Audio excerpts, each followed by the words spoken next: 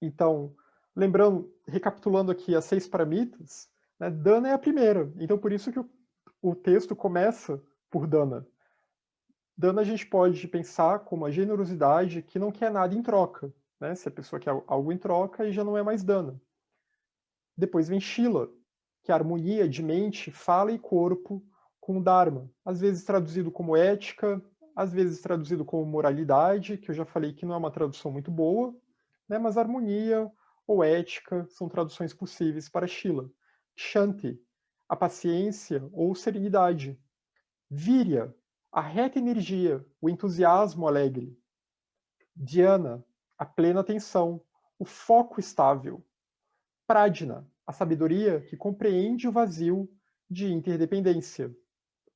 Então, essas 6 paramitas aqui, elas são um guia para nós, porque elas sintetizam o caminho do Mahayana, elas sintetizam o estilo de vida do Bodhisattva, qual é a conduta que a gente tem que tentar adotar se nós estamos dispostos a tentar galgar essa senda, se nós estamos dispostos a tentar subir os degraus dessa escada dourada, né? Escada dourada ou escada amarela. Então, começando por Dana. Qual é a natureza de Dana? Qual é a natureza da generosidade? É a intenção que acompanha o apego desinteressado de um bodhisattva sobre as suas posses e sobre o seu corpo. Então, o desapego, eu errei aqui a palavra, apego desinteressado soa muito estranho, né? Então foi uma distração minha, foi uma falta de plena atenção da minha parte quando eu estava traduzindo. Então é o desapego, né? Ignore esse apego aqui. Mas é aquele desapego desinteressado. Como a gente já discutiu antes, né? O desapego, a renúncia, que o Tsongkhapa diz que é um dos 3 principais aspectos da senda Mahayana, junto com Bodhicitta e junto com Shunyata ou com Prajna, sabedoria que compreende o vazio, Shunya. Então, sem a renúncia, sem um mínimo de desapego, a Dana não vai se desenvolver muito bem, porque se a gente está apegado, a gente vai ter dificuldade de doar, de se doar para os outros, né? Ou de doar coisas, ensinamentos, o que quer que seja para os outros.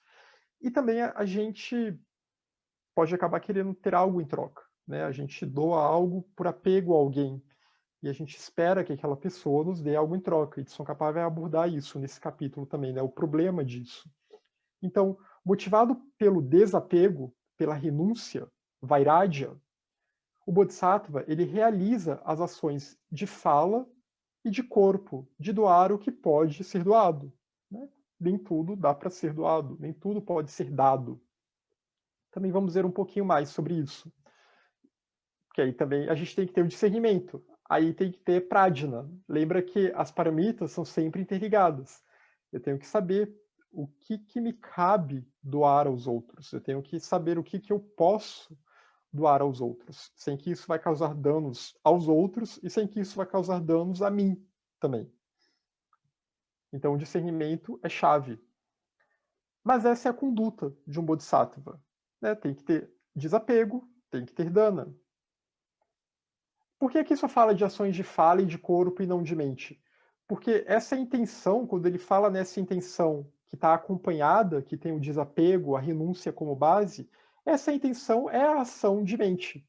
É é a ação virtuosa de mente que está sendo gerada aqui, o karma virtuoso que está sendo gerado pela prática de dana, que começa com uma intenção, né? Lembra que as nossas ações, elas sempre começam na mente. Começa com uma intenção, como estou imaginando alguma coisa, visualizando alguma coisa, e aí isso vai se traduzir depois na fala, ou então também nas ações de corpo, né? Nas coisas que eu vou fazer no mundo, com as outras pessoas, em relação às outras pessoas. Isso aqui é um trecho do Bodhisattva Bhumi, do Asanga. Lembrando que Bhumi se refere aos estágios da senda. Né? Essa senda gradual, ela é uma senda iniciática também, no seu estágio mais profundo. Para aqueles que já adentraram o caminho mais profundo do Vajrayana, ela se torna uma senda iniciática.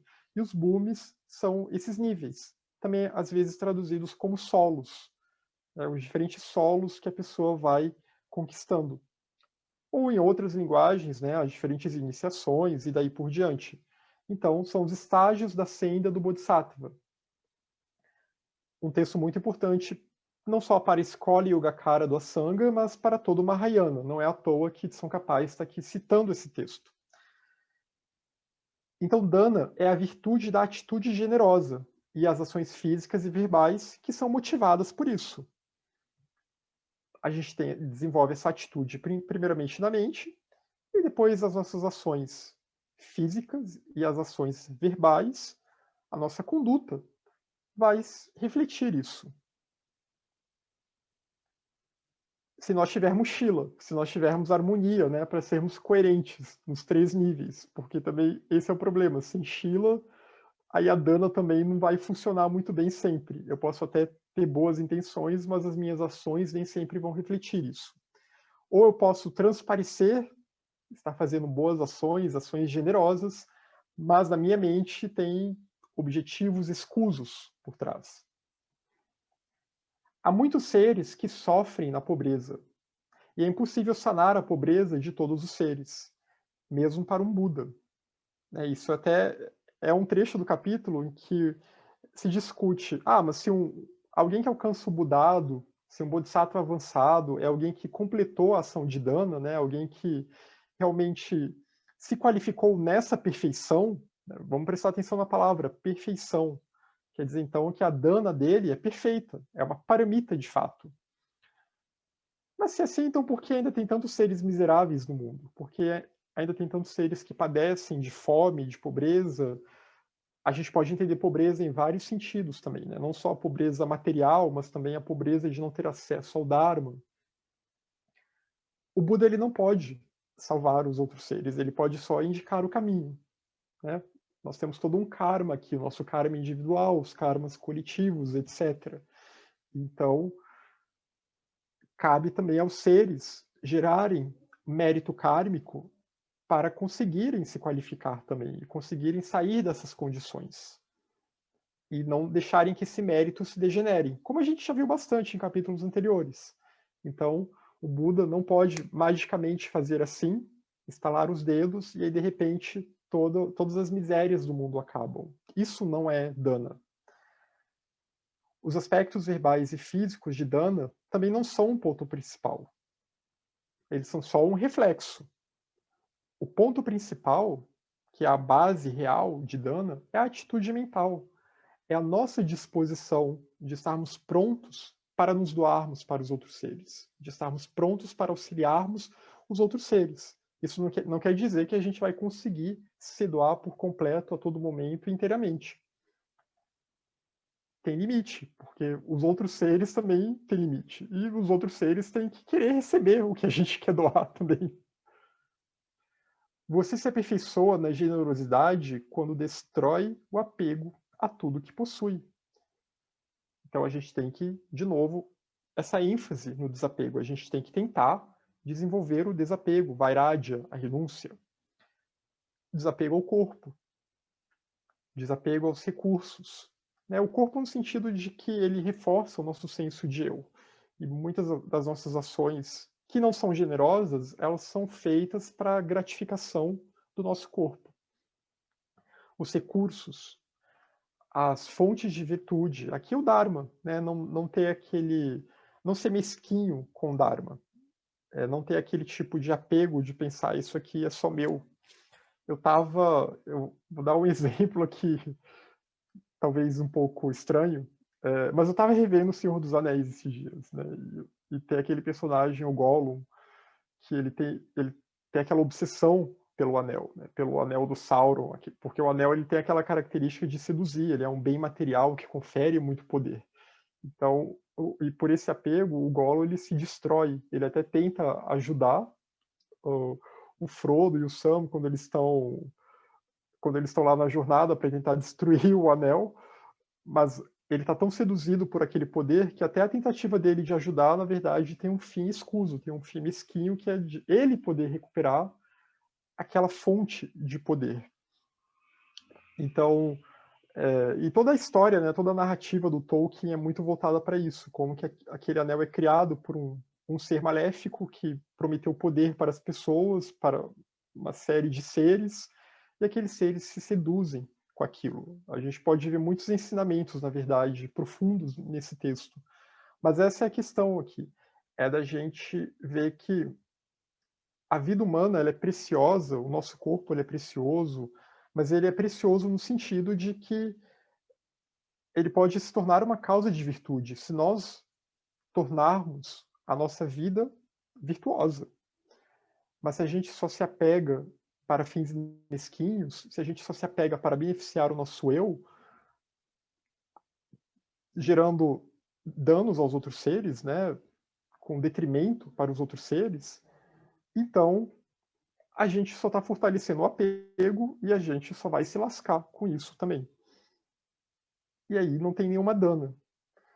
Então, por isso que tem que ter o desapego. Tem que ter o desapego e pensar que tudo isso, tudo que a gente tem, na verdade, a gente tem que tentar direcionar no sentido de transformar a nossa vida para que ela tenha a meta de gerar bodhicitta, a meta de beneficiar todos os seres sencientes, para que nós possamos transformar a nossa vida num campo de virtude. Então, o corpo, os recursos, as fontes de virtude, o Dharma, não ser mesquinho, né? Não achar que isso é só para mim. E é claro que aí também lembra sempre daquela questão dos vasos, que também a gente viu em capítulos anteriores, né? Não quer dizer que a gente pode sair por aí fazendo proselitismo ou querendo dar ensinamentos que talvez determinadas pessoas não estejam preparadas para aqueles ensinamentos, ou não queiram aqueles ensinamentos, ou vão fazer mau uso daqueles ensinamentos. E aí, de novo, vem a questão do discernimento, vem a questão de prajna, que tem que estar alinhada aqui com a prática dessa paramita. E assim a pessoa condiciona sua mente, ela condiciona sua mente a ter essa atitude mental de doar tudo para todos os seres, essa atitude de estar pronto para servir a todos os seres. Dana pode ser entendido também, é generosidade, mas a gente pode pensar em dana como serviço também. Né? Estarmos aptos para servir os outros seres, estarmos aptos para servir ao Dharma em benefício dos outros seres. E dedicando também os efeitos do ato de doar aos outros seres, né? Não tendo aquela mentalidade de eu vou ajudar aqui porque na minha próxima vida isso vai gerar bons frutos. Provavelmente vai gerar, mas aí eu só estou alimentando um apego. Esse apego vai crescer e vai me assombrar. E aí na próxima vida, quando eu tiver boas condições resultantes do benefício que eu causei a muitos seres, depois esse apego pode ser a causa da minha queda. Esse apego pode ser a causa da queda em reinos inferiores. Estados de consciência inferiores. Portanto, a prática de dana, ela implica em gerar vários modos de intenção de doar e de continuamente intensificar a generosidade, mesmo que você não esteja de fato doando algo para os outros seres, porque talvez você não possa doar nada para os outros seres naquele momento da sua vida. Né? Você não pode querer passar fome para resolver a fome do mundo. A gente pode aplicar essa metáfora, essa analogia a várias outras situações da vida. Né? Nós não podemos nos privar de algo que é essencial para o funcionamento da nossa vida, da nossa saúde, etc., para que os outros seres se beneficiem. Porque aí já vira, já é uma falta de discernimento, né? A gente está destruindo a nossa vida. Já é quase um suicídio, né? Não é um suicídio intencional, mas é uma falta de discernimento total. Então, a questão é isso, é tentar gerar essa atitude mental e ir reforçando ela, e ajudando e sendo generoso da forma que dá para ser, de acordo com nossos limites, né? Com as nossas possibilidades. E não basta só eliminar o apego também, porque no Theravada, aqueles que chegam ao nível de Arhat, né, que chegam a um estágio de libertação, mas aquela libertação pessoal, né, aquela libertação solitária, o Pratyeka Buda, na linguagem Mahayana, essa pessoa, ela eliminou o apego, só que ela não gerou o dana, ela não gerou essa intenção de auxiliar os outros seres, de servir os outros seres. Ela só se desligou do próprio apego para conseguir se libertar, né? Conseguiu gerar uma indiferença ao desejo, ao apego, etc., e conseguiu alcançar um estado de libertação do samsara, né? Que a gente sabe, pelo que o próprio Mahayana fala, não é uma libertação última, é uma libertação que vai durar só até o fim do kalpa, etc., né? Essa pessoa não virou um Buda, mas de qualquer forma ela conseguiu alcançar esse estado de estar longe dos problemas por um longo tempo, né? Dos problemas do samsara. Mas por ela não ter gerado dana, isso mostra que não é só uma questão de eliminar o apego. Eliminar o apego é um passo, é uma base para que dana funcione bem. Mas tem que ir além, tem que realmente, de fato, gerar essa intenção de beneficiar os outros seres na mente. E de estar pronto para se doar aos outros seres. Isso deve estar no nosso âmago, gerar a intenção no âmago de doar tudo para os outros seres. Porque isso tem muito a ver com o voto do Bodhisattva, com o compromisso com o Bodhicitta, com a geração de Bodhicitta, que é aquele voto de que enquanto houver seres sofrendo, o Bodhisattva está disposto a retornar ao mundo, está disposto a renascer no mundo para continuar ajudando todos os seres.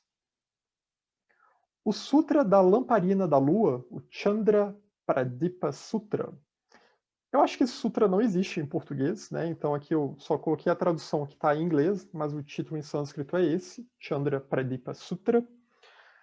Os infantis, lembrando que infantil é um termo técnico, né? Infantil é todo mundo que está preso no samsara, na linguagem budista, na terminologia budista, todos nós. Os infantis se apegam a esse corpo em decomposição. Lembra que a gente vê muito essa tônica nos textos budistas e a gente vai ver um pouquinho mais nesse capítulo. Então, tentem se acostumar com essa linguagem, porque ela pode, às vezes, ser um pouco chocante, né? Pode ser um pouquinho gráfica demais. Mas o corpo ele está sempre em decomposição. A partir do momento que a gente nasce, a gente começa a morrer. E essa vitalidade que rapidamente se esvai. Né? Os agregados, eles estão agregados agora, estão agregados entre si, mas eles já estão se desagregando ao mesmo tempo. Sendo que ambos carecem, o corpo e a vitalidade, eles carecem de existência independente. Eles só vêm à tona mediante causas e condições, como também a gente já viu lá no ano passado, né, sobre os 12 elos da interdependência, ou 12 elos da originação dependente. Então, de acordo com o nosso karma, a gente vai nascer num determinado corpo, num determinado ambiente. De acordo com o nosso karma, a gente vai ter um determinado potencial de vida. A nossa longevidade está muito ligada ao nosso karma pregresso. É claro que a gente pode tentar mitigar, né? Se a nossa longevidade não parecer muito boa, a nossa saúde não for muito boa, pela prática do Dharma, talvez isso até melhore, talvez a vitalidade aumente. A vitalidade também pode ser cortada, né? Ela pode ser diminuída se a gente exaure muito o nosso corpo, se a gente exaure muito a nossa mente com a não virtude. Se a gente gasta muito da nossa energia vital, deixa ela se dispersar, e aí a vitalidade vai se esvaindo também. E não que isso seja algo, né, que a gente deva ser obcecado com, que nem algumas escolas indianas, às vezes, e taoístas também parecem ter uma certa obsessão com isso, né? Uns taoísmos meio distorcidos que existem por aí, umas alquimias meio distorcidas, tem por aí. O importante é a gente viver uma vida virtuosa com o tempo que a gente tem. Isso é mais importante do que viver uma vida muito longa, mas uma vida muito longa dominada pelo vício e pela não virtude. É claro que a vida longa ela é importante para que a gente possa avançar cada vez mais e mais no Dharma, mas se a gente não cria condições virtuosas nessa vida, não gera virtude, uma vida longa com muito pouca virtude é só mais tempo que a gente está aproveitando para se enrolar depois. Então, os infantis se apegam a esse corpo em decomposição e a essa vitalidade que rapidamente se esvai, sendo que ambos carecem de existência independente, de existência inerente. Né? Todos os fenômenos são vazios, de existência inerente, e são como um sonho, ou como um truque de um ilusionista. A atenção aqui no como, né? Não quer dizer que o mundo é uma ilusão, mas que a forma como a gente o percebe é como uma ilusão. Como a nossa mente está infectada pelos kleshas, como ela está empoeirada, o nosso espelho mental está empoeirado, a gente não vê as coisas como elas são. A gente não consegue perceber diretamente a natureza vazia de todas as coisas, vazia e interdependente de todas as coisas. Então a gente vive a vida como se fosse um sonho, como se a gente estivesse no meio do deserto e cercado por miragens. Então, os infantis cometem ações terríveis, porque nesse estado de confusão, né, e tem a palavra sânscrita morra, que ela M-O-H-A, que ela significa justamente isso, esse modo de confusão, que está até naquela roda, no símbolo da roda do samsara, que a gente também viu, fica bem no centro, que é representada às vezes por um javali ou por um porco, porque são animais que gostam de ficar se agitando lá na lama, né? Gostam de curtir a lama e acham aquilo ótimo. Então é uma analogia, porque nós também estamos aqui curtindo a lama do samsara e achando tudo ótimo. Por isso os infantis cometem ações terríveis, caem sob o controle da não-virtude e carregados pela carruagem do Senhor da Morte, que está sempre à espreita, como os textos budistas sempre falam, né? A vida humana, ela é difícil de obter e ela é fácil de perder. Dirigem-se a infernos insuportáveis. É claro, a questão do inferno, a gente não necessariamente precisa acreditar literalmente, como muitos budistas realmente acreditam, literalmente. Mas pode pensar como estados de consciência mesmo, nessa vida ou até numa próxima vida, como um ser humano, mas sofrendo, passando por muitos sofrimentos. Ou também no estado entre uma vida e outra, né? No estado intermediário, no bardo, também. Na fórmula que realiza métodos ilimitados, Anantamukha Nirahara Dharani. Essa fórmula aqui, acho que foi uma tradução para a palavra Dharani, porque Dharani às vezes pode ser traduzido como isso, né? Quase como um... É um texto longo, que não é bem uma sadhana de prática, às vezes pode estar dentro de uma sadhana, mas que ele vai conter meio que uma espécie de um mantra longo, né? Que pode ser cantado, etc. Mas, de qualquer forma, nesse texto aqui, quanto aos seres que disputam ou competem com outros seres, a avareza é a causa raiz. Então, renuncia aquilo pelo que anseia, aquilo que te causa avareza, que te causa mesquinhez. E aí, como eu falei, a mesquinhez ela pode não necessariamente ser somente algo material. Ela pode ser as nossas ideias, pode ser ao Lamrim Chenmo, né? Eu acho que só eu posso falar do Lamrim Chenmo. Ou pode ser algum estudo que a gente faz. Então, essa mesquinhez, ela pode se manifestar de várias formas. A avareza pode se manifestar de várias formas. Então, e a gente vê um pouco até na história do budismo, né, como que o Buda, seus primeiros discípulos, eles quebraram muito com aquela avareza que os brahmanes tinham, porque os brahmanes não queriam compartilhar o seu ensinamento com as outras castas da Índia, né? Ficava tudo fechado entre eles. Então, os budistas já adotaram uma outra postura, né? Uma postura que não faz distinção de casta e que não faz uma série de outras distinções que também havia na Índia antiga. Então, o Siksa Samuchaya de Shantideva diz: meu corpo e a minha mente se movem momento a momento. A gente não para, a gente está sempre em movimento, tanto o corpo quanto a mente. Até quando a gente está dormindo, o nosso organismo continua funcionando, né? Ele não para. E a nossa mente também está vagando por aí, está vagando nos mundos mais sutis, no mundo dos sonhos. Então, meu corpo e a minha mente eles se movem sempre.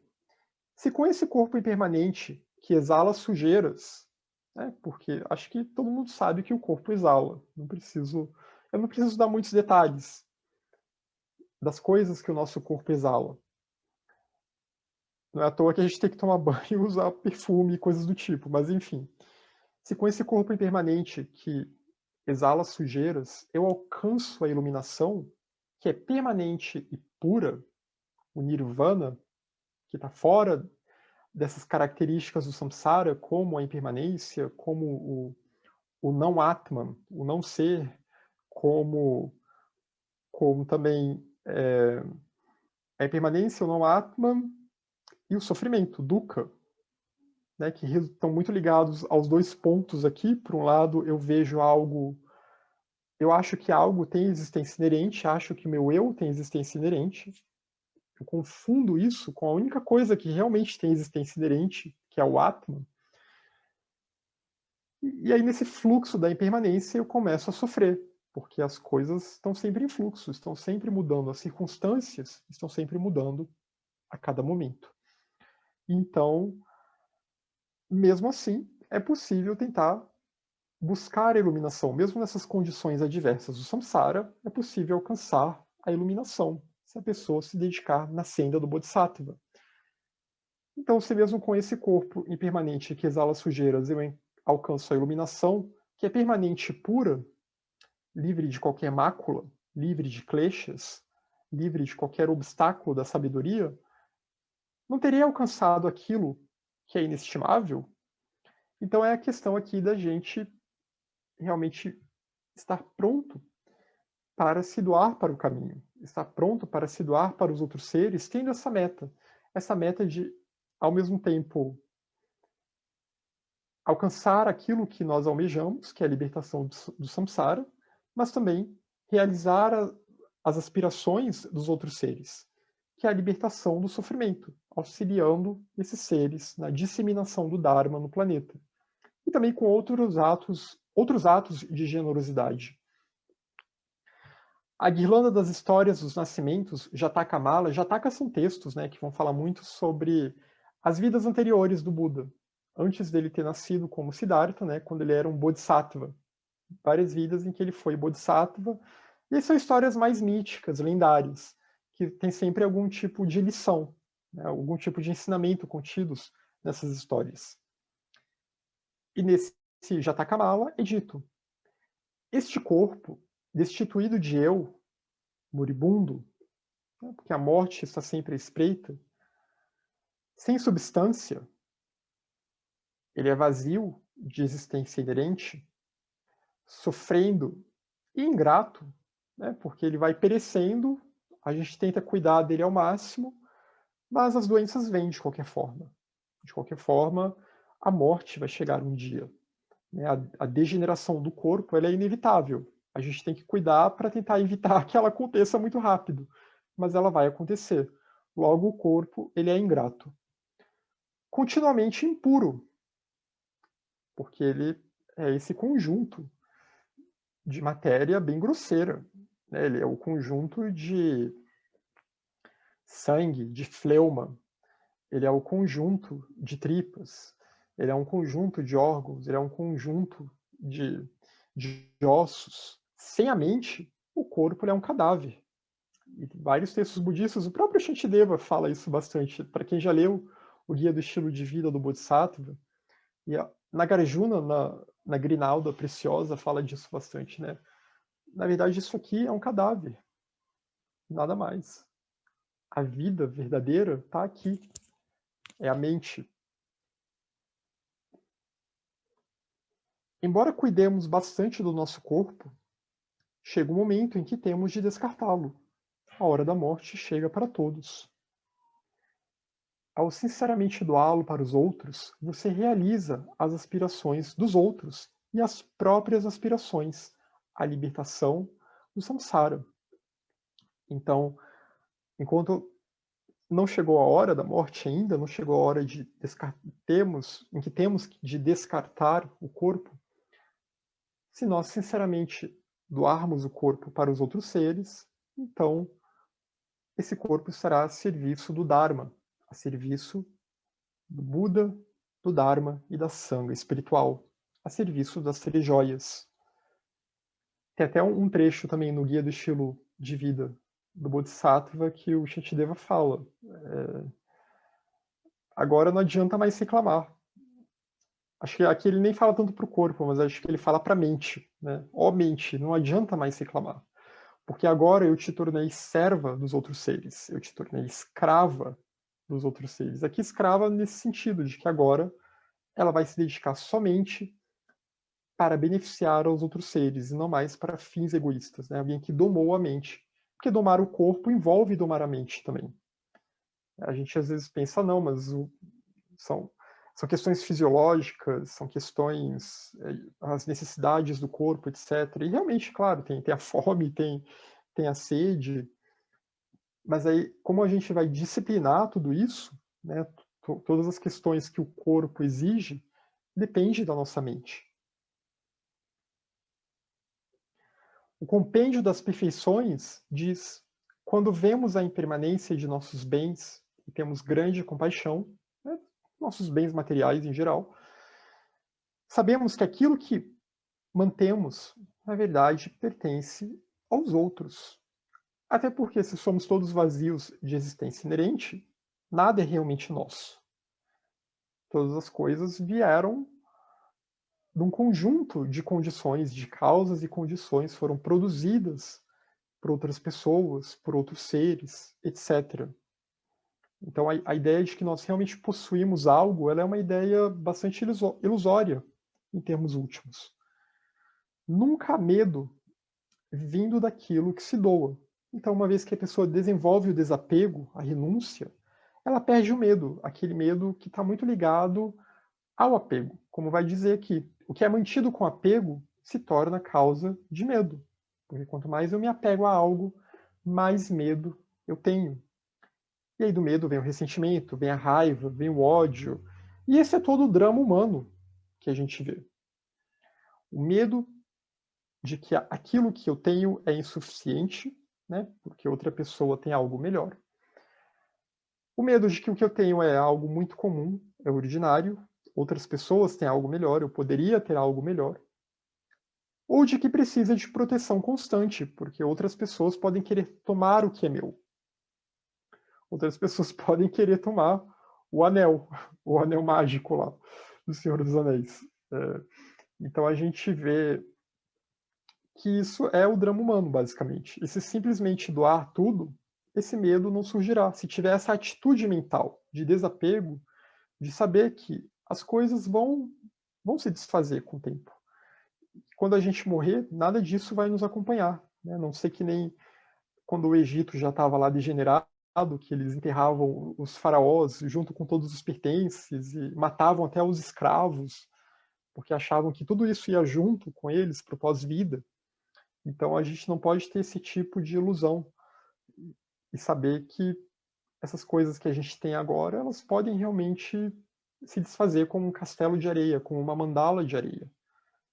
Então a gente tem essa atitude mental que é uma atitude para que a gente seja bem preparado, né? Porque a vida no samsara, ela tem altos e baixos. Então, ora eu posso conseguir acumular muitas posses e ora eu posso começar a perder essas posses. Isso acontece muito com as pessoas ao longo da nossa vida, né? A gente pode pensar no karma de um país também. O país ora está com a economia muito boa, ora está com a economia ruim, porque todo o sistema mundial, ele é baseado nisso, assim, independente de ser capitalismo, comunismo, etc., feudalismo, o sistema mundial está muito ligado, os sistemas econômicos mundiais, no fundo, estão ligados à nossa mente. Né? As mentes coletivas criam esses sistemas coletivos. E como as mentes da grande maioria dos seres humanos está impregnada por esses kleshas, estar impregnada por avidya, por apego e por aversão, logo, os governos, os países, os sistemas econômicos também vão refletir esses kleshas de uma forma coletiva. Então, se a gente tenta se transformar, é uma forma também que a gente está tentando ajudar a transformar o mundo. E assim também é uma forma de não ter esse medo. Esse medo que, nesse sentido, mais pensando em karma coletivo, é a base de guerras e de vários outros problemas. Dana, leva à felicidade em vidas futuras. Não ter dana leva a sofrimentos, mesmo nesta vida. Então, por mais que a gente não possa praticar dana, né, porque senão nem é dana de verdade, achando que a gente vai ganhar vantagens na próxima vida, mas, ao mesmo tempo, não ter dana vai gerar maus frutos nesta vida. Porque se a gente não tem generosidade, a gente está sendo só mesquinho, o karma vai nos perseguir. A riqueza humana, ela é como uma estrela cadente. Né? As posses humanas são como aquela estrela cadente que cai rapidamente do céu e some depois. E a gente não viu mais. Aqui, de novo, a questão da impermanência. Como também é dito em muitos textos, né? A vida é como um relâmpago, como o clarão de um relâmpago. Ela passa muito rápido no esquema dos kalpas, manvantaras, das yugas, etc., né? Essas diferentes maneiras de contar as eras, as eternidades, etc., a vida humana, uma vida, ela não é nada. Por isso a gente não pode tentar perder muito tempo. Os seres nobres, os seres Arya, eles ensinam que dana é o melhor dos caminhos, enquanto o oposto é um mau caminho, não ter dana. Ser mesquinho vai ser sempre um caminho ruim. Você vai gerar um mau karma para você e também vai gerar danos aos outros seres. Os seres nobres aqui são os Arya Bodhisattvas, são aqueles que já alcançaram realmente uma autonomia sobre a libertação, são os que se tornaram grandes adeptos. O Bhagavan disse que a quantidade de seres vivos é imensurável. E por mais que a gente não consiga, como a gente viu lá no começo, sanar todos os problemas dessa quantidade imensurável de seres vivos, o mérito da aspiração de ajudá-los, né, de criar essa atitude mental, de desenvolver dana em nossa mente, ele é igualmente imensurável. Porque pelo menos no nosso microcosmo, no nosso ambiente, a gente vai conseguir pelo menos beneficiar alguém gerando dana, de alguma forma. Se você dedicar do fundo do seu coração todas as raízes de virtudes, grandes e pequenas, para o benefício temporário e último de todos os seres, e então praticar dana, você gerará grande mérito. Porque você está reduzindo aqui o poder de avidya, está reduzindo o poder do egoísmo, está reduzindo o poder do apego, o poder da avareza, da aversão, o poder de todos os kleshas. Esse benefício temporário aqui tem a ver com aqueles benefícios mesmo mais imediatos, né? Por exemplo, uma pessoa que precisa de comida, ou que precisa de uma medicina, de um remédio, etc. Tem a ver também com a pessoa conseguir manter condições favoráveis para a prática do Dharma. Já o benefício último é a libertação do samsara.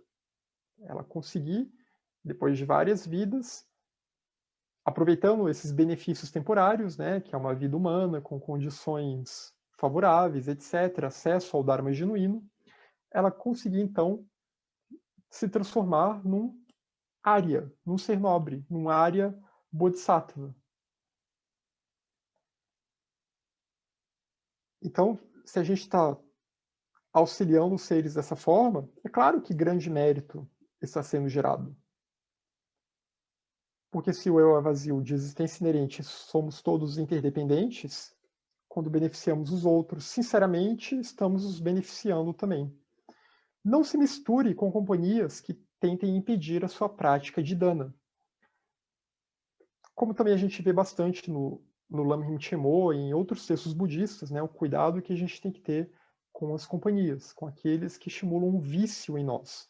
Então, evitar se cercar de pessoas que vão, de alguma forma, criar obstáculos para a nossa prática de dana, para a nossa generosidade. Pessoas que vão ficar lá no nosso ouvido, alimentando a nossa mesquinhez, o nosso egoísmo, a nossa avareza.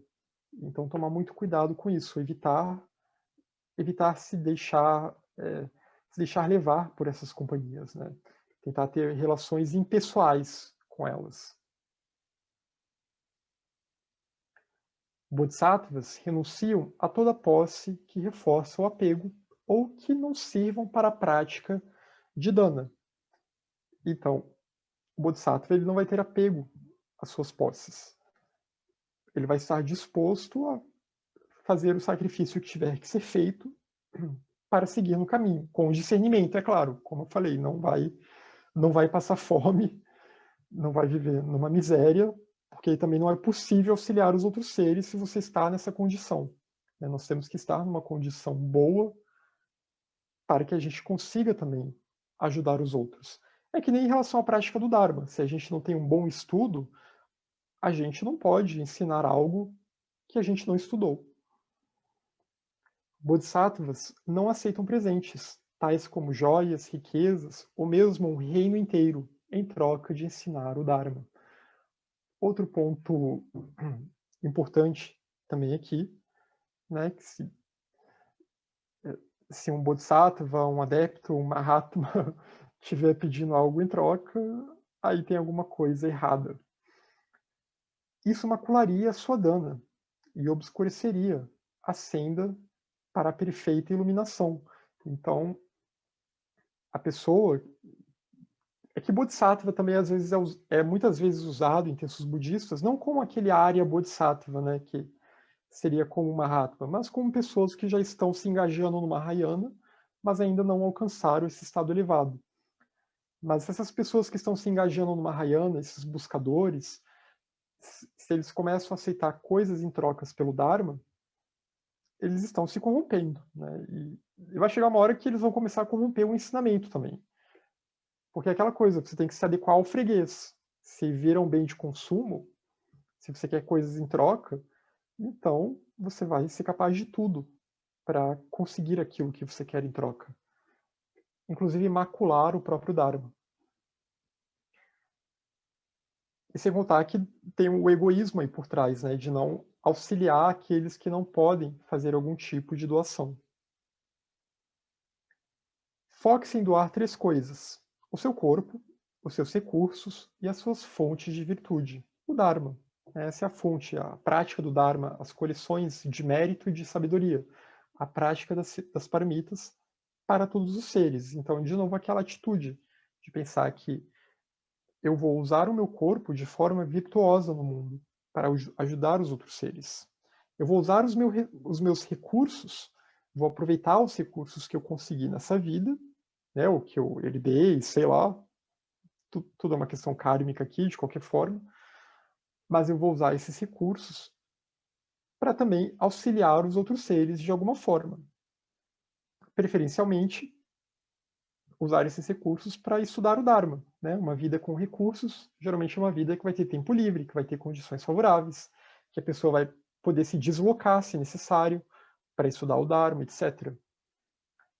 E as fontes de virtude, que aí é o Dharma propriamente dito, os ensinamentos propriamente ditos. E estar disposto a doar isso para os outros seres, para todos os seres, dedicar os méritos para todos os seres. Ter uma atitude, não só com os seres humanos, mas também com os animais, obviamente, uma atitude que seja condizente com a ética budista, uma atitude que seja condizente com Shila.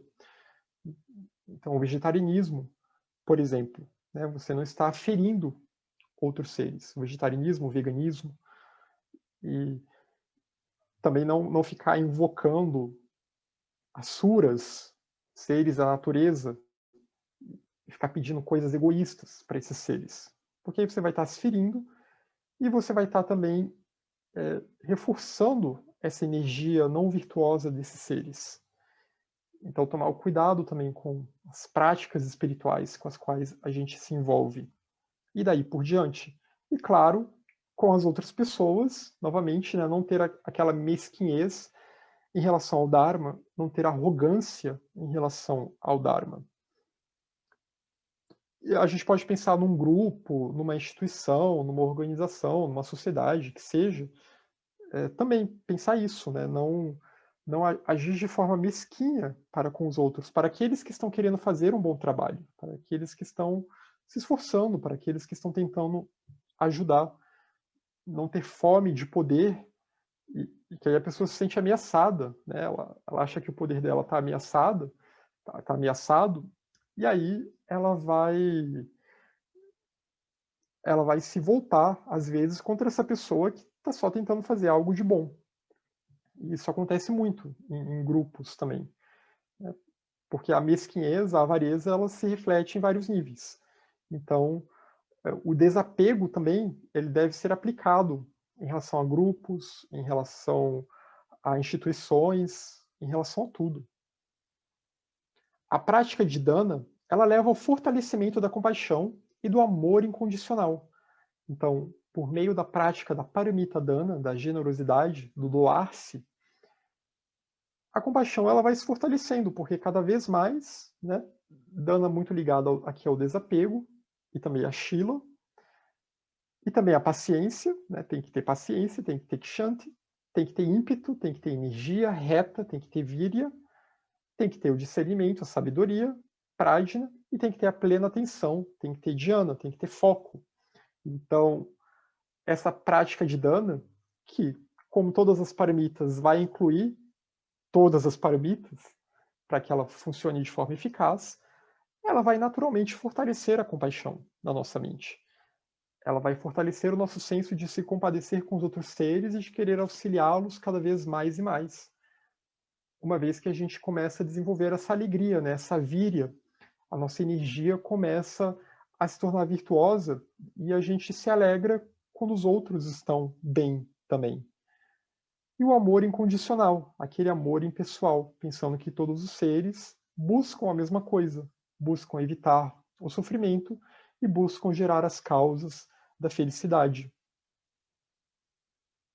E que quanto mais seres no mundo conseguirem se aproximar da felicidade e da libertação do samsara, melhor vai ser para todo mundo. A Sangha, no Mahayana Samgraha, fala da prática de dana associada a 6 supremacias. Então, quais são essas 6 supremacias? Né? Seriam como 6 pontos que fortalecem a prática de dana. Se a dana for praticada com esses 6 pontos aqui, ela vai ser uma dana suprema. O primeiro ponto é a base suprema, que é bodhicitta. Como a gente já viu, tem 2 níveis de bodhicitta. Na verdade, 3. Né? Tem aquela primeira bodhicitta, que é uma intenção que a gente gera na mente, que aí a pessoa faz um voto e ela se compromete. Aí tem aquela segunda bodhicitta, que é a chamada bodhicitta engajada, que aí a pessoa realmente começa a se engajar no caminho, que é basicamente a prática das paramitas, o caminho da virtude, do nobre caminho óctuplo, do estudo do Dharma, da meditação, etc.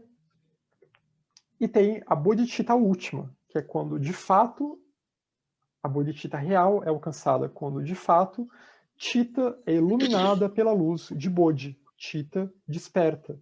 E aí, nesse sentido, a pessoa se torna um Arya Bodhisattva, um adepto, um Mahatma, um perfeito, em outras linguagens, né? Porque ela cumpriu com essas perfeições do caminho. E cumprindo com essas perfeições do caminho, com essas 6 perfeições, ela se aperfeiçoou e se tornou perfeita também. E aí, nesse sentido, essa pessoa ela já compreende, ela tem prajna real, a compreensão direta, a compreensão real do vazio de existência inerente. Essa base suprema, que é a bodhicitta, os objetos supremos, o que pode ser doado, que aí cada um tem que saber o que pode doar. É claro que a melhor de todas as doações é o Dharma, né? Aquilo que a gente pode doar do Dharma, né? Aquilo que a gente entende. Também, se a gente não entende o ensinamento, não é bom tentar doar algo que a gente não entendeu muito bem, ou que não tem permissão para doar, né? Devido a votos, devido a questões de transmissões, etc. Devido a votos de sigilo. A aspiração suprema, beneficiar a todos os seres, né? Que está muito ligado ao bodhicitta aqui, ter essa aspiração. A dedicação suprema, dedicar os méritos para a iluminação suprema, aliás, a habilidade suprema antes, que é buscar desenvolver prajna, né, entendendo que todos os seres são interdependentes, que todos os fenômenos são vazios de existência inerente, E aí você tem um discernimento acerca da realidade. Tendo esse discernimento, sabedoria, a prática de dana, ela se torna ainda melhor, porque dessa forma a pessoa vai conseguir transcender, né? Vai conseguir ir além dessa questão que a gente estava conversando, sobre aquele ego que quer ser adulado, sobre aquela dana que a gente pratica, mas que é uma meia dana ainda, porque, querendo ou não, ainda tem considerações pessoais, né? A gente ainda não está trabalhando totalmente com a impessoalidade. Então, é importante Prajna, que é uma das paramitas, e Dhinana, que aqui é um caso ainda mais avançado, que é aqueles então que já têm uma percepção direta da unidade de todas as coisas, que tem uma percepção direta da natureza Buda que está presente em todos os seres. Então aí esse ser, a dana dele vai ser uma dana suprema mesmo, né? A dana de um Buda. Dedicação suprema, dedicar os méritos à iluminação suprema, dedicar os méritos ao Maha Nirvana, ao grande Nirvana de um Buda. Então, não dedicar a si próprio, mas pensar que você está buscando o grande Nirvana para beneficiar ainda mais seres, porque vai ter ainda mais sabedoria e vai ter ainda mais potencial, poder, possibilidade de beneficiar os seres. A pureza suprema, quando cessam Kleshavaranas e Jineyavarana. E aí está muito ligado com o Dhinana também, né? Esses 6 pontos, na verdade, como as 6 paramitas, esses 6 pontos também eles estão todos interligados entre si. Eles são interdependentes. Então essa pureza suprema é quando os Kleshavaranas, a vidya, apego, aversão, eles cessam, que é aquilo que nos prende ao samsara.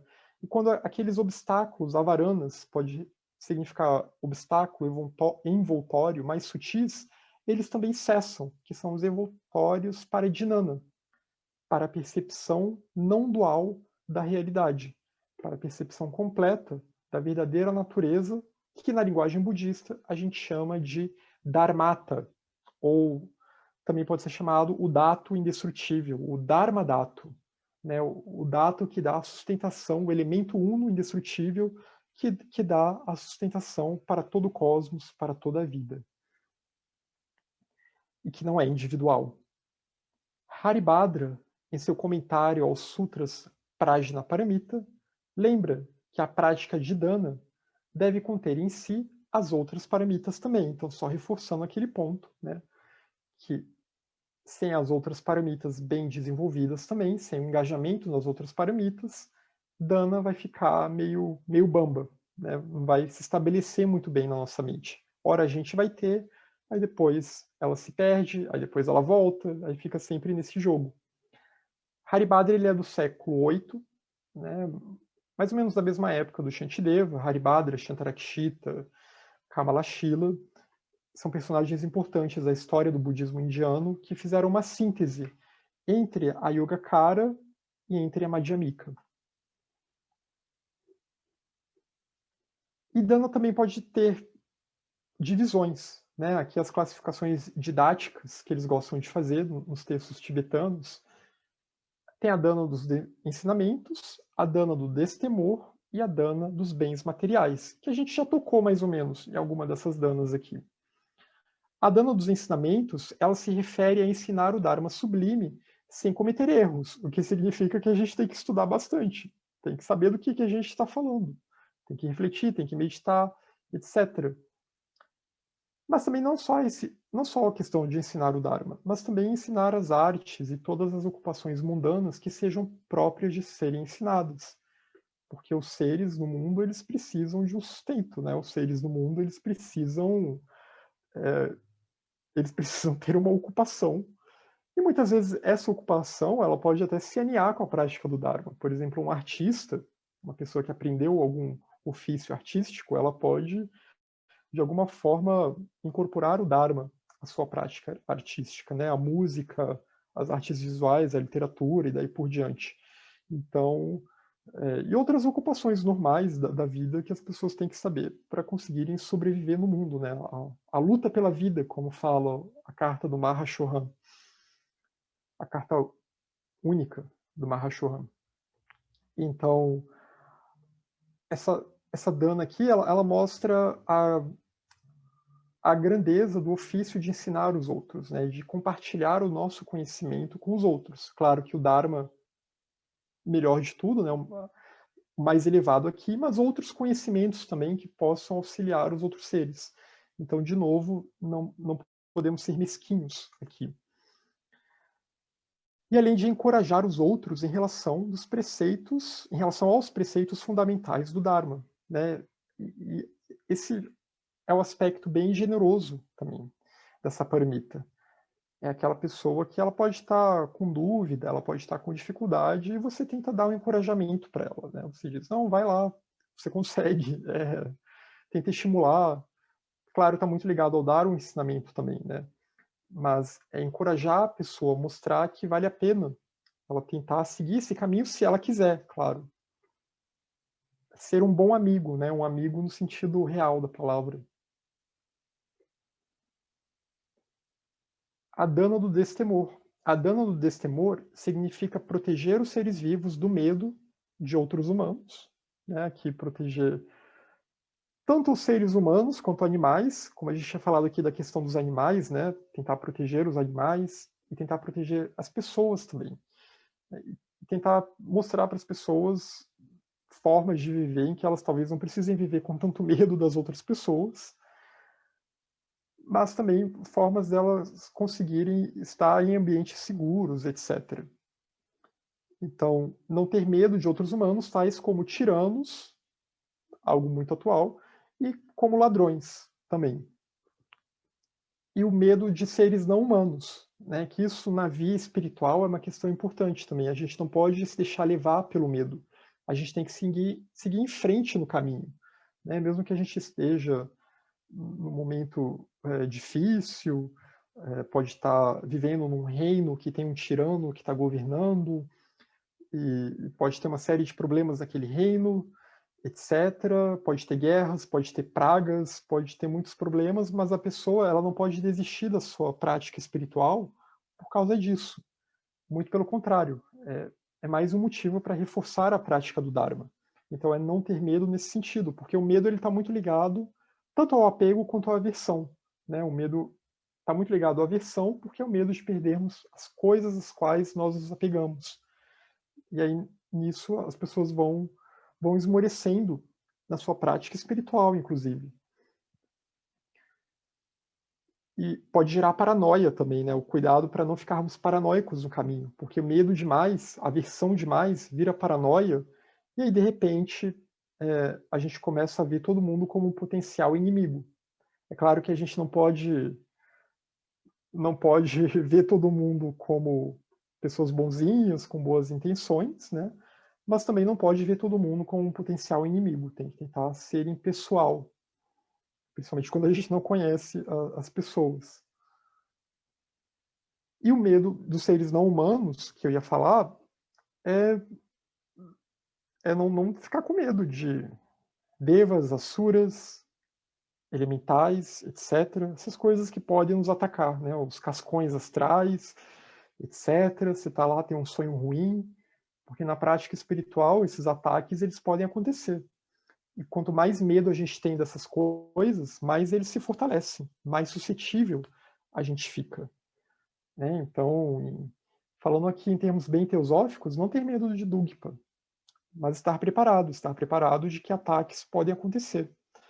E a melhor forma de não ter medo aqui é direcionar a mente para a luz, direcionar a mente para o Dharma. É não se focar muito nessas questões, né? Não ficar alimentando o medo, não direcionar muito a atenção mental para isso, mas seguir o seu caminho reto, praticando as virtudes, praticando as paramitas e confiar no próprio karma. Ter autoconfiança. Que aqui eu tinha falado de seres não humanos, desses seres de outros reinos, né? Mas também não ter medo de animais perigosos ou dos elementos tais como fogo, água, etc. Né? Tentar não gerar uma paranoia em relação a essas coisas, só se proteger da forma necessária, né? Tentar não se queimar à toa, não se afogar, aprender a nadar, coisas do tipo, e também não ficar se jogando na frente de animais perigosos, né? Você vai fazer um safari, alguma coisa assim, não se jogar no meio dos leões. Então essas questões de bom senso, né? Aqui fala muito de animais perigosos também porque a gente tem que pensar que nesse contexto do Tibete medieval e da Índia também, né, o risco de alguém de repente estar andando numa floresta e dar de cara com um predador era muito grande. Então, ter um cuidado, mas ao mesmo tempo não cair no pânico. A dana dos bens materiais. Então, essa é a outra dana, que é aquela dana de tentar ajudar os seres materialmente, né, da forma que pode, da forma que é possível, que às vezes é algo meio mal visto, como uma caridade inócua, né, mas acaba ajudando alguém de alguma forma. E pode até ser esse tipo de caridade, mas também mais de doar coisas, né, doar alimentos, etc., que vai ajudar alguém que poderia estar sem comida naquele dia, naquela noite. Mas também tem várias outras formas, né, que dá para ajudar aí o planeta, etc., sei lá, conhecendo alguma organização que ajude o meio ambiente, essas coisas, aí tem que pesquisar, ver o que é idôneo, o que não é, etc. Tudo isso são formas de dana, né? Você está tentando melhorar a vida da coletividade, a vida dos seres humanos, a vida dos outros seres também. A disposição para a prática de dana. Então, nós temos que estar dispostos, temos que tentar criar essa atitude mental, e aí, como o Sérgio colocou, que para nós que ainda estamos, né, com a mente ainda bem dominada pelos kleshas, algumas dessas disposições são difíceis. Aí por isso que a questão do treinamento, da meditação, ela é muito importante, da reflexão, etc. Então, ajudar amigos e parentes que o ajudam, isso é fácil, né? Isso não é difícil. Tudo bem que, mesmo para algumas pessoas, até ajudar quem te ajuda é difícil. Mas estar disposto a ajudar essas pessoas. Estar disposto a ajudar os inimigos que o ferem. Aí já é uma questão um pouquinho mais difícil, né? Aquelas pessoas que nos machucaram de alguma forma. E mesmo assim, se tentar gerar atitude mental. Não necessariamente você ir lá e ajudar a pessoa, né? Literalmente. Mas vamos dizer que a pessoa está ensinando o Dharma e aí, de repente vem uma pessoa que te feriu no passado, né? Vocês estão numa reunião de loja e aí vem algum desafeto do passado na reunião. E aí o que vocês fazem? Né? Vocês vão mandar aquela pessoa embora por causa de alguma desavença passada, sendo que às vezes aquela pessoa ela está sinceramente querendo ter acesso àqueles ensinamentos. Então, são questões a se levarem em conta, né? Tentar se libertar do rancor, da raiva. Pessoas comuns que nem ferem nem ajudam, né? Não ficar com aquela mentalidade de que eu ganho em troca. Então, ajudar essas pessoas. Pessoas virtuosas, com Shila. Mesmo essas pessoas, a gente pode pensar, essas pessoas elas já são a epítome da virtude, elas não precisam da minha ajuda, né? Vamos pensar aqui nos bodhisattvas, na hierarquia. Eles precisam de ajuda, eles precisam daqueles que trabalham a favor da hierarquia, porque o campo de trabalho deles é limitado, né? O que eles podem fazer aqui nesse mundão que a gente está, nesse mundo mais grosseiro, é limitado. Então, por isso que tem toda essa linhagem, essa hierarquia de bodhisattvas, de mahatmas, que está sempre à procura de ajudantes. Pessoas, inclusive a palavra upasaka para homem, upasika para mulher, né, que era o título que a Blavatsky tinha, é o título não monástico, o voto do iniciado não monástico no budismo, significa ajudante. Então é aquele que presta auxílio à hierarquia. Então, já estamos quase no fim, né? Acho que só tem mais um slide. Então, pessoas virtuosas com Shila, pessoas que cometem faltas também, né? Não pensar aquela pessoa ela cometeu um erro, então isso é imperdoável, né? Estar disposto a ajudar as pessoas. Pessoas em posição inferior, que é uma questão de não ter arrogância, pessoas em posição igual, né? Mesmo aqueles que estão num nível mais ou menos igual que a gente, e é sempre complicado a gente fazer esses julgamentos, né? Mas a gente está disposto a ajudar quem a gente pensa que é nosso equivalente, nosso igual, e pessoas em posição superior também. E aí isso vale para todos os tipos de dano. Os ricos e felizes, né? Os felizes aqui no sentido mais mundano, samsárico mesmo, e os miseráveis e destituídos. Todos eles precisam de ajuda. Porque a questão aqui é que todos esses aqui estão, de alguma forma, ou presos ao samsara, ou no caso da hierarquia dos bodhisattvas, né, eles não estão mais presos, mas eles precisam de auxílio para ajudar os outros seres a se libertarem. Então, essa é a questão aqui, é a questão principal. É realmente ter esse senso de impessoalidade, esse senso de compaixão universal para com todos os seres. E essa é a dana, essa é a disposição ideal, né, a qual pessoas que estão engajadas no Mahayana devem almejar, para que a prática de dana fique aperfeiçoada. E a gente pode ver aqui como que em várias dessas questões aqui, a gente pode ver a importância de ter as outras paramitas bem desenvolvidas. Né? Tem que ter a paciência para lidar com os inimigos, com pessoas que às vezes cometem faltas que nos irritam, etc. E daí por diante, né? Tem que ter virya, tem que ter discernimento, tem que ter prajna, sabedoria, tem que ter dhyana, plena atenção, tem que ter shila, principalmente. A motivação errônea e visões errôneas a serem eliminadas. Achar que a prática de dana não serve para nada, né? Achar que ela é inútil, né? A gente não cair naquela depressão de pensar, eu estou aqui ajudando as pessoas, mas de que adianta? O mundo continua um lugar injusto, sombrio, cheio de sofrimento, pobreza, miséria, doença. Não, a gente não consegue ver o grande esquema das coisas. A gente tem só aquele nosso olhar imediato devido ao poder dos clichês. Mas pensar que no longo prazo aquilo está gerando sementes virtuosas que vão fazer bem para aquelas pessoas que estão sendo ajudadas, assim como para nós mesmos. Achar que sacrifícios de animais ou ofertas de sangue sejam práticas legítimas de dana. Essa é uma visão errônea, né? Porque você está ferindo outros seres e oferecendo para deidades, né? E a deidade que aceitar isso não vai ser uma boa deidade, vai ser um ser de uma hierarquia baixa, né? Vai ser um ser que vai se tornar possivelmente um obsessor daquela pessoa e vai pedir cada vez mais e mais sangue. Né? São cascas astrais, são baixos elementais, criaturas do baixo astral e daí por diante. Então, basicamente não fazer pactos com seres das trevas, porque isso não é dana. Até porque, em geral, quem faz isso está querendo algo em troca.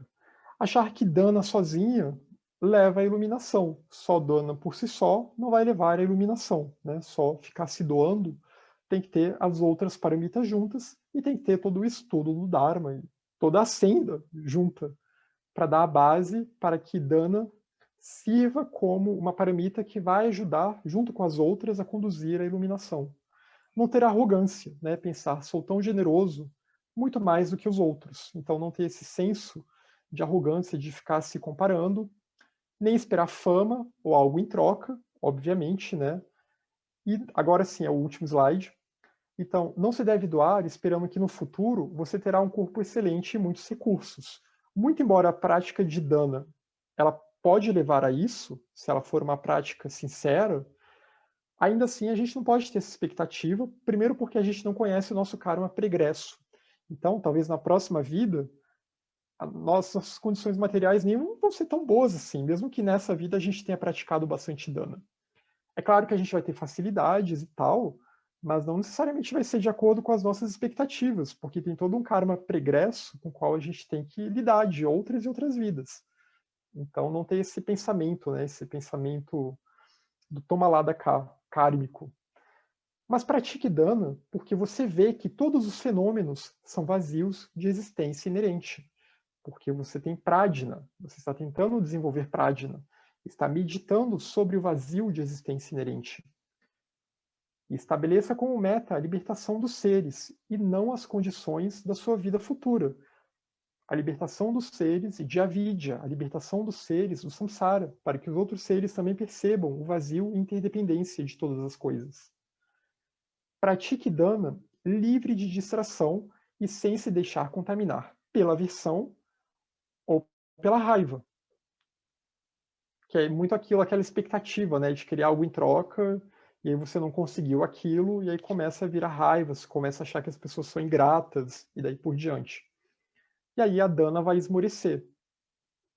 Tenha a convicção, vai se corromper. Tenha a convicção de que a prática de dana gera bons frutos, ter shraddha, convicção, fé, certeza, de que sim, a prática dessa paramita, junto com as outras paramitas, ela vai levar à perfeição, porque ela é em si mesma uma perfeição. E ela está ligada à bodhicitta, está ligada à compaixão. Então, é uma prática essencial no Mahayana.